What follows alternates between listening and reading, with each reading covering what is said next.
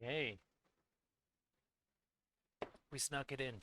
We snuck in the opportunity to get our stream in today, and it is the weapon stream. Um, okay, I wanna kind of jump right into this just because it's later in the night, so it might be late where you are. So I've been excited about so like map, tactic, weapon all being in a row with one another feels very good, right? They're all things that are related to one another. They are things that like it's kind of obvious how we can like connect what we say in one day to the next. Tomorrow's Throne, and I don't know what the hell I'm going to talk about with Throne, but that's tomorrow Spencer's problem.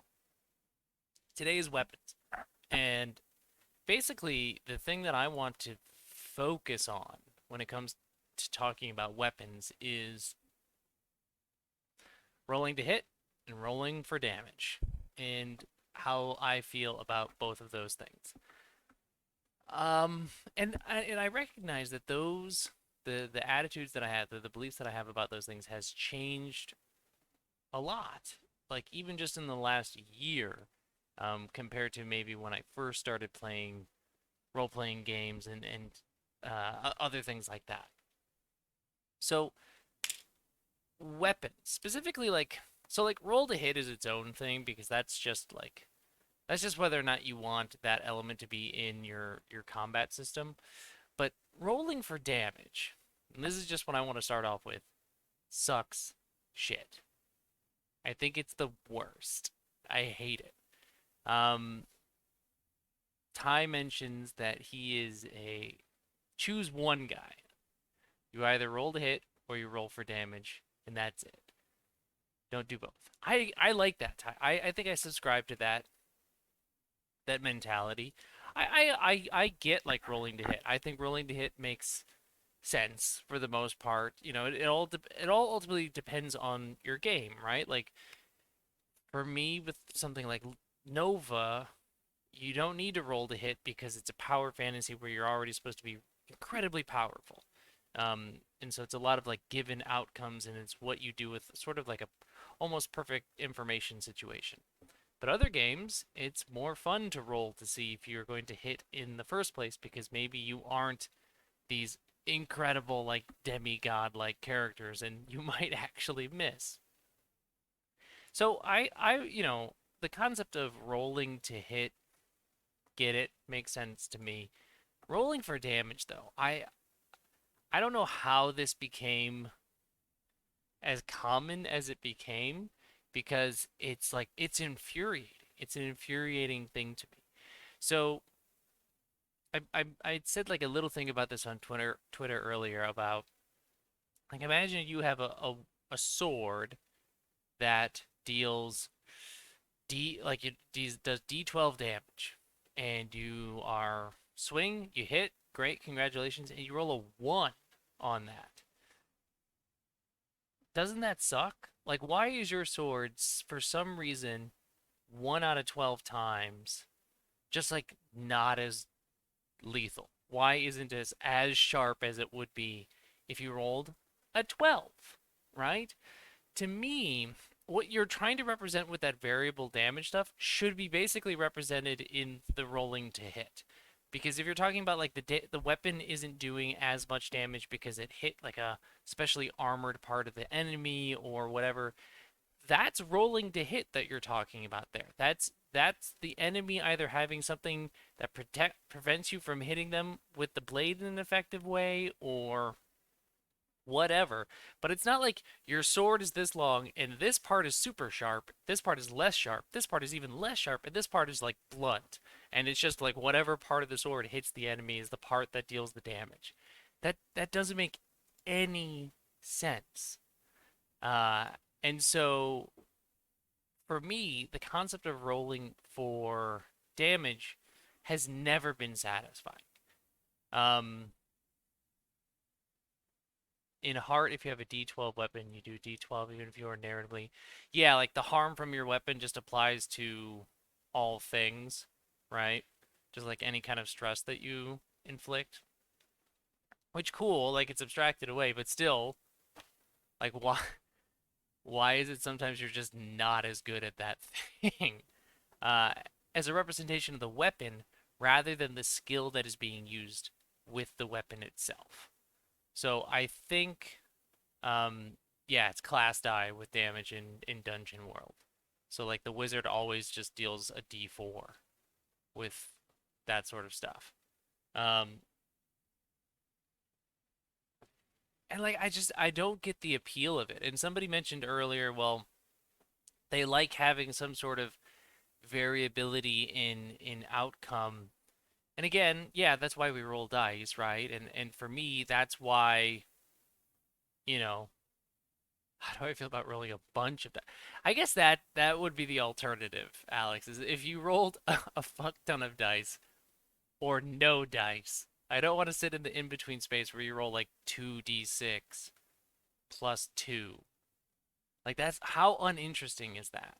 And the point that somebody was trying to make earlier about if you they like they like variance, but they also like having sort of like a predictable curve in terms of outcomes. So you have some sort of like standard curve or something like that with static modifiers. At that point, if you're creating a situation in which there's sort of an expected range of outcomes, especially factoring in like the type of dice and like the modifiers that would be going on, just take static damage, right? You already are pushing for a particular outcome, like a particular range of outcomes. Um, and so to me, you already want a particular thing. You already want a particular type of amount of damage to be output, like typically, just make that the damage. And then allow for alterations in that damage through other things, like tags or situational effects or interesting abilities to like one up or combo off of one another. But like the variability of your sword alone just doesn't make sense to me. Reiterating that analogy of before, your sword is roughly the same sharpness across the whole length of the sword. It's not that 1/12 of it is especially sharp and 1/12 of it is blunt. It's going to be about the same the whole way through. Um, so the roll to hit is what's representing the thing that you want in variable damage, not the variable damage roll itself. And doesn't that just slow things down anyway? Rolling to hit and then rolling to deal damage just slows things down. And you know, those of you who are watching know that I'm about speed now in my games rather than taking everything as is or taking our time with everything. So, what do satisfying weapons look like to me? Um, I am the Sonic of combat. What do satisfying weapons look like to me? They look like tags. They look like tags. Um, and what do I mean by tags? I mean a weapon could have something like a range that's it's effective at, like a static amount of harm that it deals, or maybe it deals like more harm at this closer range than at a further range. And then interesting things about this weapon, like features that could mechanically or not mechanically affect the use of the gun or the sword or the lightsaber or whatever it is that you're using in your game. Um, Light does this. So, my Destiny clone Light, all the guns have frames. They all like if you have an auto rifle, you know it's going to do this amount of harm and it's effective at these ranges, and that it'll always be like that. And then you add on tags onto it, which modify the expectations of that. So it might suddenly have an additional range that it works at. It might suddenly um, deal more damage when against a particular enemy type. It might require you to um, not have to reload. It's just got like a huge clip in it or something, right? So in those instances, we've got tags, which then inform the use of the weapon, and going back to tactics, inform the tactics of using that weapon in an interesting way. And I want to go back to tactics here when talking about weapons, because to me, and remember we were talking about this yesterday, interesting tactical combat in a game is one in which we're sort of sitting in a relatively well-defined problem-solving space, and you are assessing the different paths from your starting point to your end point, which is win the combat, and you're trying to figure out which path is the right path to walk. That becomes infinitely harder to solve if you have this variable amount of damage that you output every time you do damage. But if you have a consistent thing that you can count on, now you can truly assess what the best sort of tactics are in a combat, because you have, at least you can count on your weapon working a particular way. And when that happens, you're actually not you're not like shackling the players to a particular thing. You're actually freeing them, in my opinion, to now know, okay, this is what I'm capable of doing. I'm going to learn through combat that like this weapon is capable of probably taking care of most ads, these ads that I've, these mobs that we're dealing with, like with one hit. But like, how does it deal with this bigger thing? Like, am I going to realize that it's not really effective? I'm going to realize that it's actually extremely effective. Um, and so I think the discovery comes from like figuring out how your tags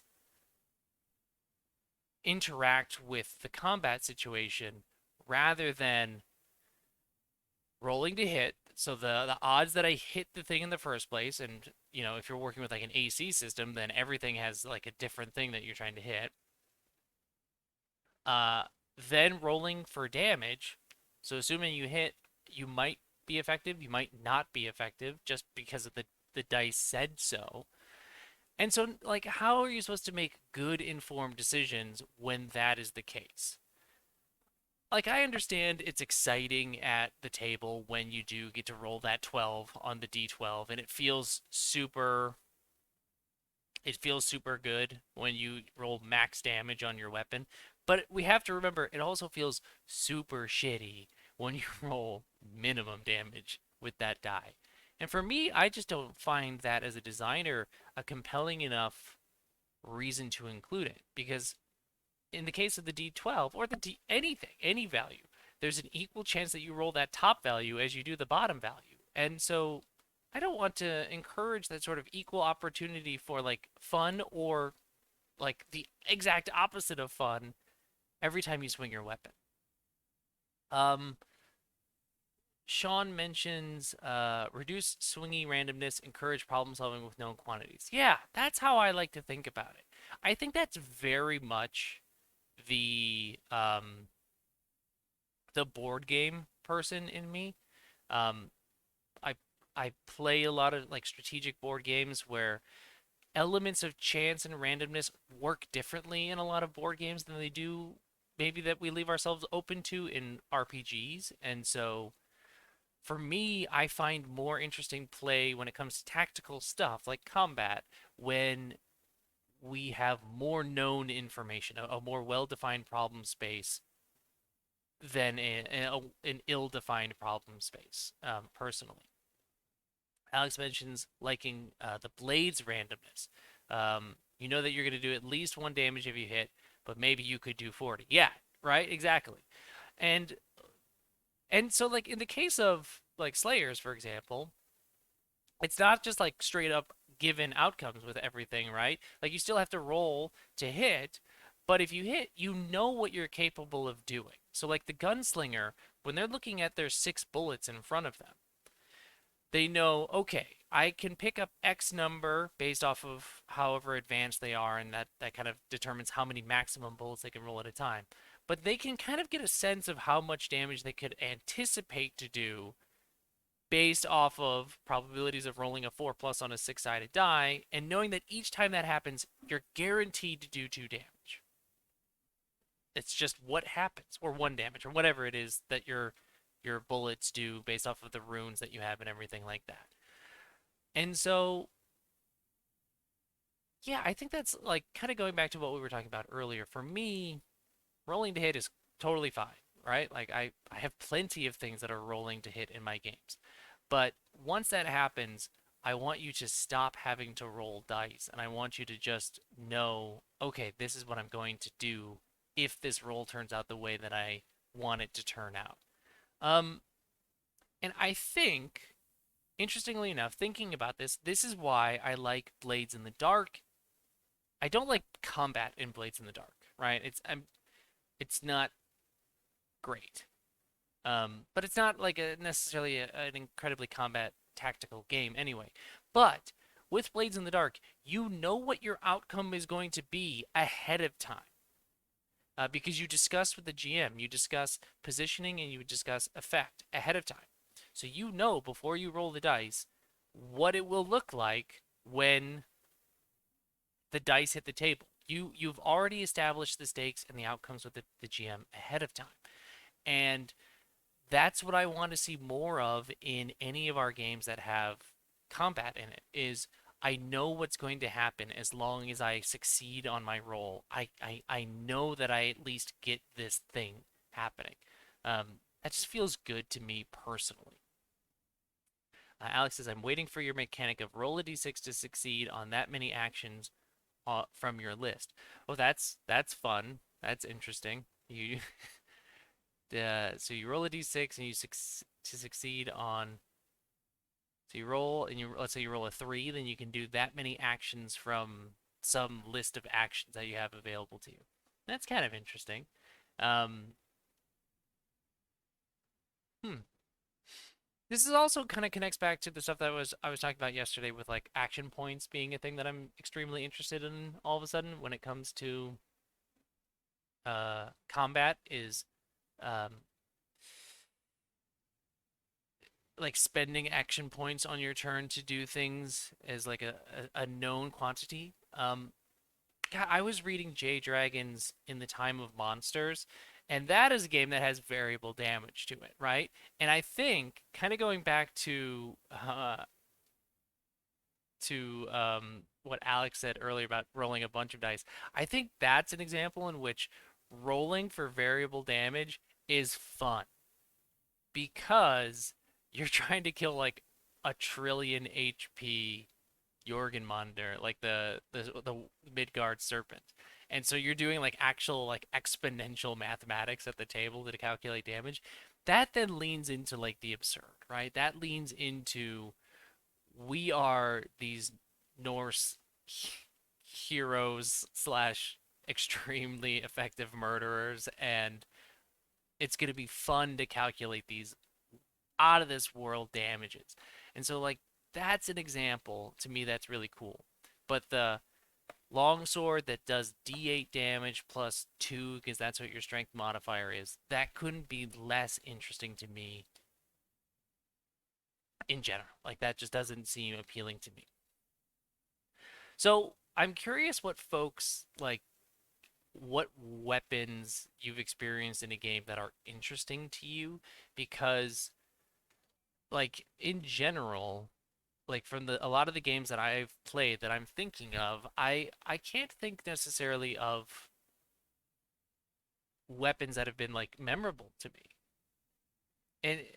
And maybe that just is an artifact of the types of games that I play, but the weapons ultimately becomes not memorable to me unless it's like one example I can think of is uh Sean mentioned earlier the idea of Dungeon World, and I did play Dungeon World for a little bit, and the fighter you make a weapon, right? So like that your whole class is about building a weapon. And so there you go. There was one in which that mattered because that player used that for the entirety of the campaign, and so that is a memorable weapon. But like for me, I don't remember weapons.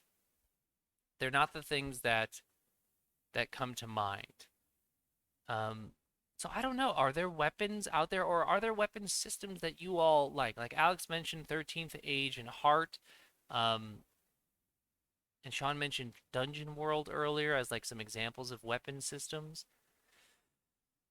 I'm just like, I.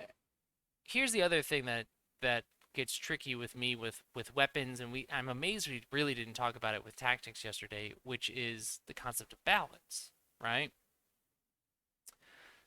if you're really hung up on balance, then including variable damage to your weapons is, I don't know why you would do that. That's one more one more variable that you would have to try and track in the balance scheme. You should at least do yourself the favor of flat damage so that you just have given outcomes. That's easier to balance in my opinion. But again, like I don't play games where balance matters at all, so I don't think too much about that. Weapons as powers are memorable. Weapons as random generators are not. Yeah, exactly. Um, Let me download something real quick on the screen and show it to you because it's a really good example of what I like in weapons. Snackswell made this.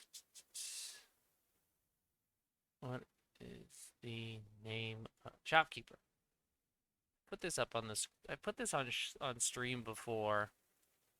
Um, so these are light weapons. These are weapons for light that we were talking about earlier. So these are new tags um, that were put together for this, and then here's just like some really fun weapons. And like here, look at these tags. So like some of them are mechanical, like rapid fire, can fire twice per action. Cool. Erratic, targets enemy at random. Interesting. And then like this one's very fun. Ping. This weapon has a distinctive sound on firing. And I think that would be actually kind of really cool to get because now you have to think about that when you're out on the field. It's not necessarily a mechanical thing. It doesn't affect your roles in any way, but it's a thing that you have to think about. Um, this is just a list of really great weapons for light that got put together. Um, so look at this. So like here's your like Wither Horde equivalent. So alternate fire mode, one harm to all enemies standing in a puddle of decay. Right? So like what does that mean, a puddle of decay? Obviously then like the grenade launcher creates one, but it doesn't say like exactly how much or like how big that is or anything like that. It's it's stuff like this that is much more interesting to me. And like tags obviously there's tons and tons of tags in Spire and Heart in terms of their weapons, and a lot of them are mechanical. Um, like this weapon will break when you roll X and stuff like that. Um, Roland says, I don't worry at all about balance when doing my weapons for Post-Human Warrior. I'm very excited for that game, by the way. Can't wait to see it. Um, yeah, I'm super excited about that. My main concern is, does this feel right? Yeah, I think that's cool, right? Feel is much more interesting to me with a weapon than balance or making sure that the numbers like the this sword is equal in its effectiveness compared to this spear because they each have like two pros and one con or something like that. So yeah, I mean that's my thoughts on weapons. Is that as like a memorable narrative tool, they're really interesting. But as another role that you have to make because of variable damage, I just don't. I just don't like that. I don't like it one bit. Again, with a caveat, if we're talking about In the Time of Monsters by Jay Dragon, then I'm all for it because then we're like doing exponents on like damage, and that's really fun. Um, yeah, I thought I was gonna have like a lot more to say necessarily about weapons, but I really kind of just got it out of the way in the beginning in terms of the concept of variable damage not being a thing that I'm super into at all. I just I think it has lots of problems to it. I don't see it ever. Here's me saying I don't see it ever being in one of my games, and then like watch 2 years from now, I'm like I love variable damage. But at least right now, the way that I see it, um, I think weapons are just one more place for designers to get finicky on things like balance and to you want to talk about immersion breaking. because we talked about this with maps and tactics. Nothing is more immersion breaking than taking your D12 weapon and rolling a 1 on that. Because now you're all going to look at that and go, fuck, that sucks. Sucks that you rolled a 1. Can't believe that happened. And you're like, yeah, I actually can't believe that happened. I can't believe this unbelievable legendary spear I have just didn't really hurt this person. I already had to roll to hit them, and now I know that I hit them. Apparently, I just didn't do a very good job. I hit them with the other end of the spear on accident. I bopped them instead of stabbed them. That just that seems silly to me. So yeah, that's weapons. Um, good. We've it, the first or these last three